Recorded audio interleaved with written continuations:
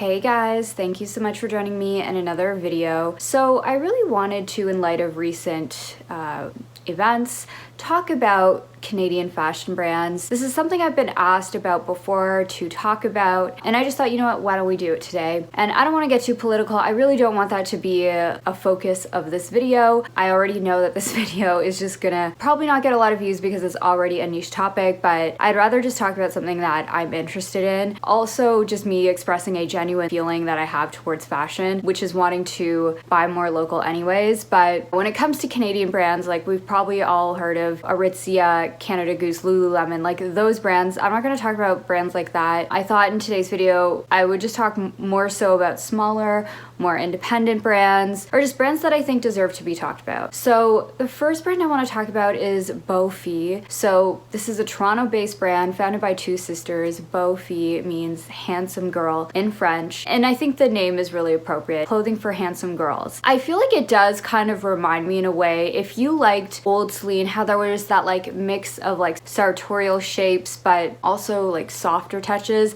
I feel like we kind of have a blend of that, but I would say even more so in that direction of softer, more romantic, organic shapes. There's a lot of textural play, lace, crochet, sculptural twists. I just think it's such an underrated brand, and I feel like more Canadian fashion girlies need to talk about this brand. The next brand I want to talk about is called A Bronze Age. So this is a fashion brand from Vancouver. It's handmade in Canada. They have great fashion, but something about the bags I think are really cool. I actually discovered this brand while I was looking at handbags at Holt Renfrew, which is like a Canadian department store. They do these really interesting satin scrunchy like bags. I really like this halo bag. Something about the polka dot style I think looks great, but I also love the bento bow bag, Sammy bag. They're really quite cute, and I think the prices are pretty reasonable. They start at around the $100 Canadian price point, and they also do have really gorgeous ready-to-wear also at fairly reasonable prices. So if you wanted to support a Canadian brand made in Canada, definitely one to consider. So the next brand I want to talk about is a brand I wear every summer because to me they make the perfect flip-flop for the price I want to pay. I'm talking about the brand Tiki's. So I feel like if you like that kind of the row aesthetic, Carolyn Bessette Kennedy, flip-flops in the summer vibe, if you know what I mean. Like of course everyone wears flip-flops in the summer, but these to me are the perfect minimal flip-flop, non-branded leather. They feel like just a little bit more elevated, and I've been wearing this brand for years. They just came out with these square toe ones. I just think they're so good, and it's great they don't break the bank either. Like as much as I love the row, like I don't want to spend like almost $1,000 plus potential tariffs on flip-flops as a Canadian. To me this is just like the right sweet spot. The next is another Canadian shoe brand, and it's called La Canadienne. I feel like this is such an underrated brand. I think they offer some of the best boots when it comes to waterproof, winter ready, warm but stylish. And they're not just water repellent but waterproof. They're very warm, they're very breathable. This is more for a city chic winter moment over say like trekking in the wilderness. Like it's not that. It's a Montreal brand. It's been around since the 80s. And if I just look at boots from La Canadienne versus really expensive European luxury fashion brands, those brands, they offer very little in terms of waterproof or even like water repellent or like even durability, even support. Sure, the design is trendy and cool,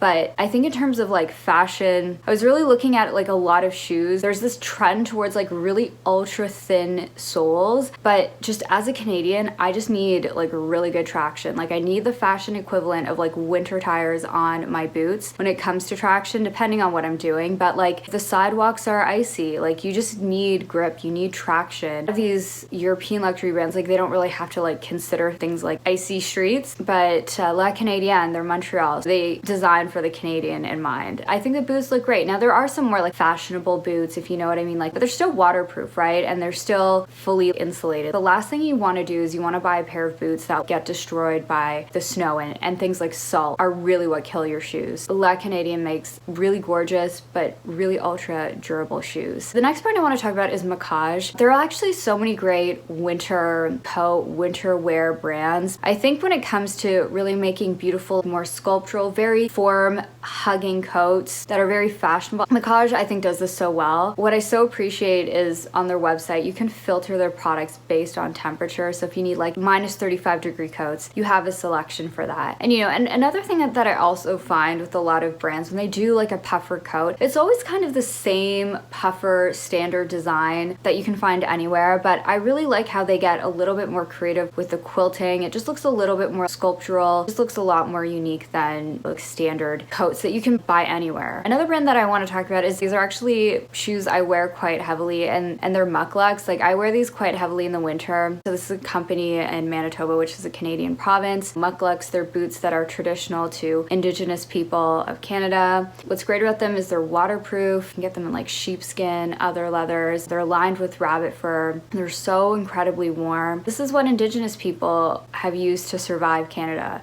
for generations. What they also do that I think is really cool is they collaborate with Indigenous artists, which is where a lot of these design patterns come from, the embroidery comes from. Another just thing that I'm noticing on the runway while looking at some of these recent fashion shows, a lot of these collections are in aesthetic, going for a lot of these fur looks. Prada was referencing how a lot of these looks were very quote raw or quote instinctual. We saw the use of the fur, and we're seeing that quite heavily on the runway. A lot of these Prada coats look similar to buffalo coats, and I know fur is something that is like seen as problematic, but it is a part of Canada's history with the fur trade, with the European demand for animal pelts, but it's also a part of Indigenous culture as a means of warmth, comfort, art, trade, and survival. I know everyone has like a different mindset on this and a different opinion, but the use of fur is something that is part of the culture of Canada even before Canada existed. Next, I want to talk about the designer Leslie Hampton. So she's an Indigenous designer and she makes really beautiful everyday pieces, really beautiful evening wear.